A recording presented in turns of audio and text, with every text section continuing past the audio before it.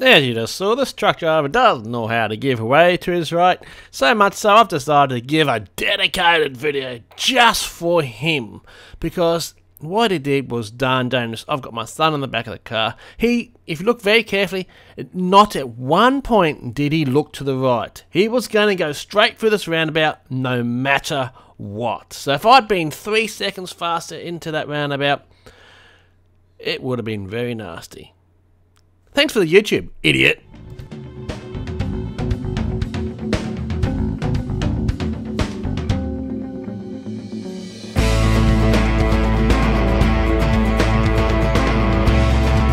This video is produced by Idiotic. Please go and check their website, idiotic.com.